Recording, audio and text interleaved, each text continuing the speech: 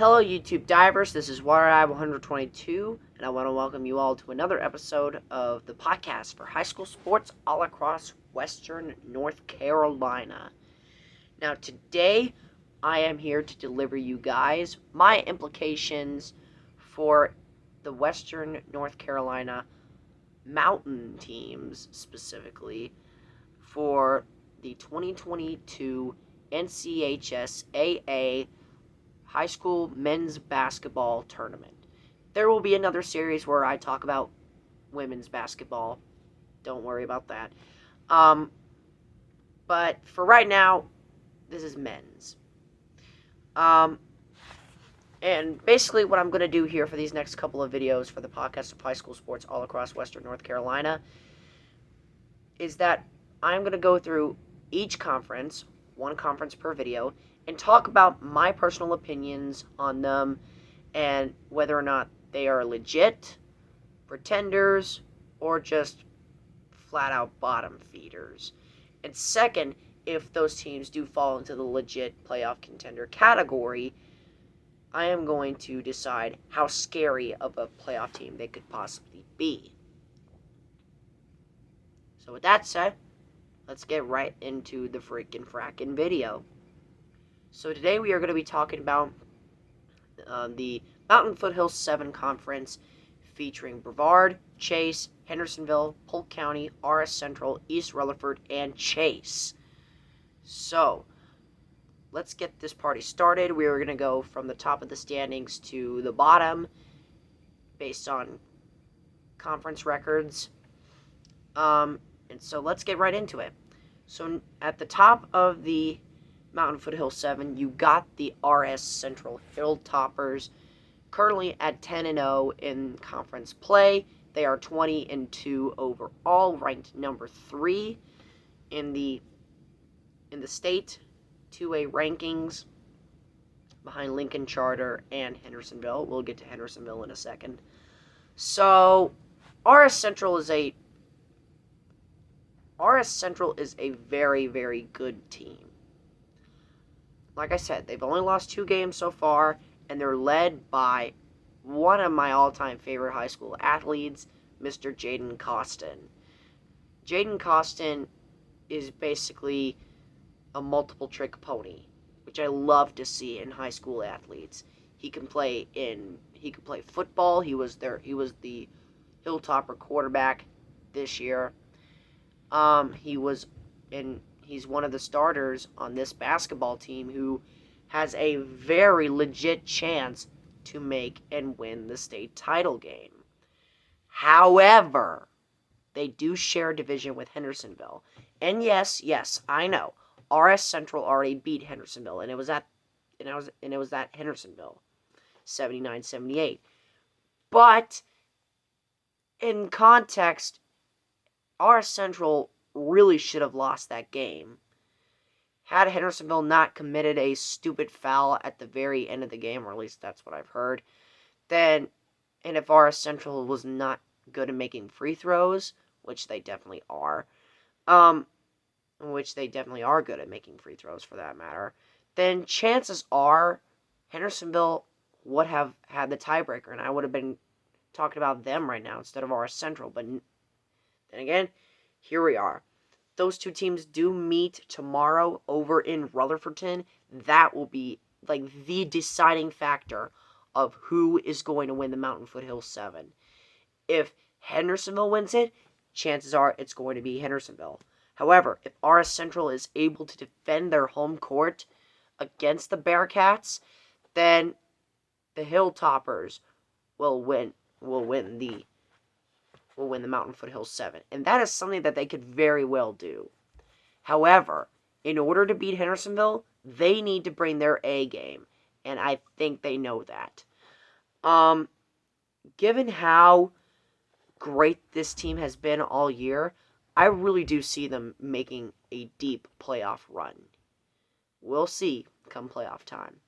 Moving on to number 2 in the conference and the best team in the state 2A rankings, you have the Hendersonville Bearcats. Yeah, this team can pull up a lot of points on you. specifically the duo of Keenan Wilkins and Dwight Kennedy. Both are some of the best high school basketball players I've ever seen. Especially the former, who has crossed over 1,000 career points. What an accomplishment. Congratulations to Keenan Wilkins on achieving that milestone. In his junior year, might I add. He still has one more year with the Bearcats. This kid is going D1. End of discussion. Like, if some big college does not pick up Keenan Wilkins, like, if he wants to continue with basketball, then I don't know what's up. This is one of the best high school basketball players I have ever seen. And he has, like, all the complete packages that you need to be a great athlete. Same thing with Dwight Kennedy. Same thing with literally pretty much the rest of the Hendersonville Bearcats varsity roster. They are literally one of the most unstoppable teams of all I've ever seen. And really the only team that could potentially keep up with the Bearcats is the RS Central Hilltoppers. As I said, they play again tomorrow over in Rutherfordton, and that will be the deciding factor of who will win the regular season title. It will either be Hendersonville or RS Central. Who knows? But that will be a game worth watching. It'll just be a fun time with no questions asked. So, Hendersonville, they made the state title last year. Didn't win it, but holy jeez, they put up a lot of points in that one. A lot of great effort all around from Marvin Featherstone's group. But they came up just short in last year's championship game, but they could very well win it this year. And especially since guys like Dwight Kennedy, like Braden Strickland, and like all these guys graduating, they would love it if Hendersonville went out on top. And I think that is something that they can absolutely do.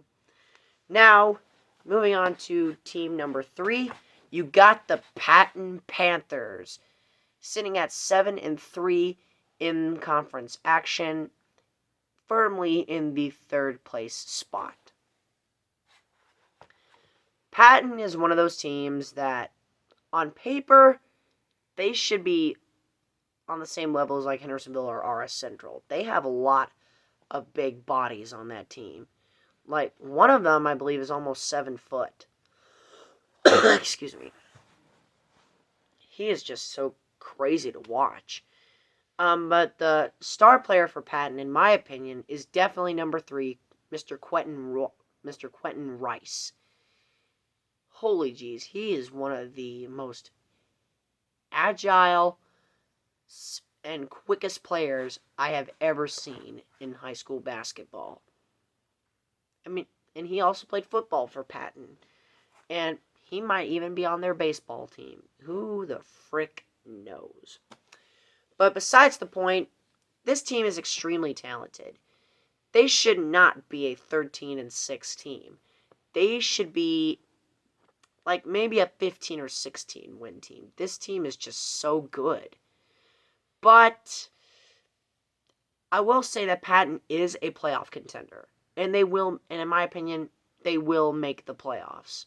However, if they want to make the playoff, if they want to go on a deep playoff run, they need to show that they can beat these great big powerhouses like Hendersonville and like RS Central. In fact, those teams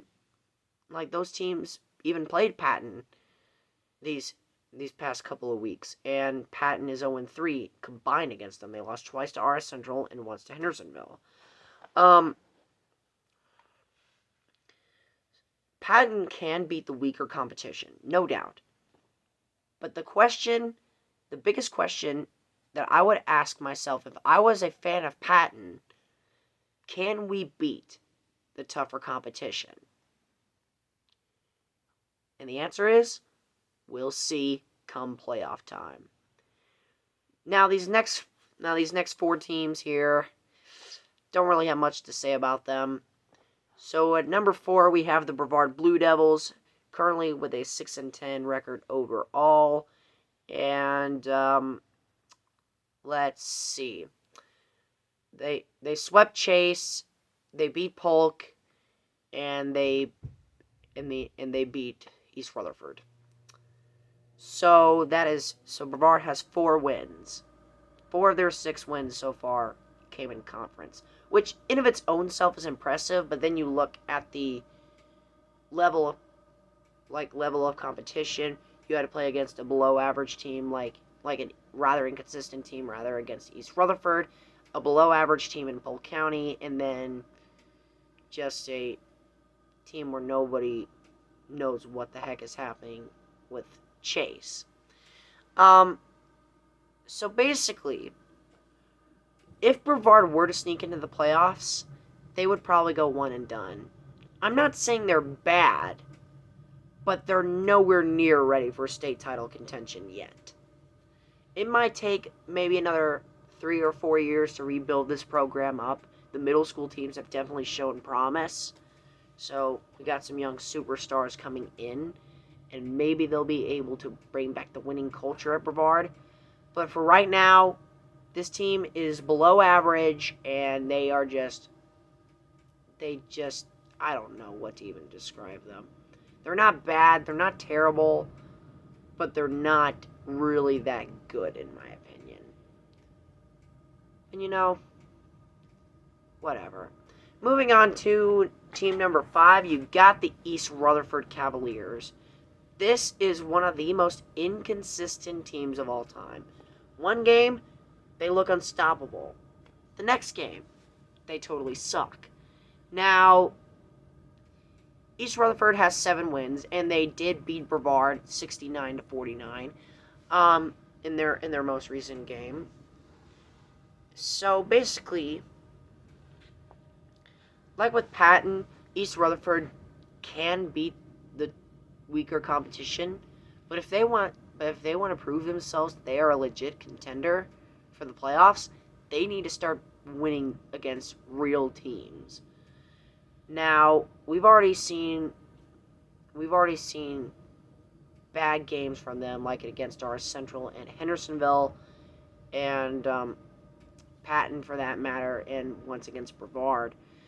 And they even lost to Chase by like 14 points. So that in of its own self was a little bit grueling to watch. However, East Rutherford does not look like a 7-win team. They look more like of a 10 or 11-win team. They have the tools. They have the potential there. They just have to figure out a way for them to get going. And once they do, you better watch out for them. Now we're moving on to the Chase Trojans. Not really much to say about this team. After this regular season and or conference tournament is over, this team is just not going anywhere. They have 4 wins as of right now. 2 of them coming in conference. They beat East Rutherford once, and they beat Polk County. But yeah, that's just about it. If I'm a Trojans fan, then I would just basically be satisfied with just the 4 wins and just the fact of the matter that our team did manage to win some games. Now, this team could very much do a successful rebuild, and they could be very successful in the future. But as of right now, they're just not quite there yet. And now, moving on at the bottom of the list, Polk County Wolverines, not having won a single conference game. Yeah, here's an interesting stat. Polk County is 6-12. They were 6 for 8 in non-conference games and 0-10 in conference games. If Polk County wants to prove themselves a legit playoff contender, like I've been saying throughout the whole video, they need to beat quality opponents. They have the potential there, especially with another one of my favorite players of all time in high school basketball, Mr. Dominique Carson, who, like with Quentin Rice of Patton, he is very agile. He has He has a lot of strength. He has a lot of determination. He has a lot of speed. This kid basically has it all. And when I saw Brevard and Polk County play a couple weeks ago, Dominique Carson was awesome. He came to play. The only problem was that he was basically one of the only people from Polk County that actually came to play until like the final quarter or whatnot. But that's neither here nor there. Polk County, they have the potential to be a playoff contender. Things have just not been going right for them. And they have to start peaking if they want to even taste the playoffs at this point. I think they could very well sneak into the playoffs. However, I am a little bit uncertain about that. But we will see come playoff time. So with that said, that concludes this edition of the podcast for high school sports all across Western North Carolina. Thank you so much for watching, my fellow YouTube divers. This is Water Dive 122 signing out, ready to dive into more fun on YouTube. Thanks for watching.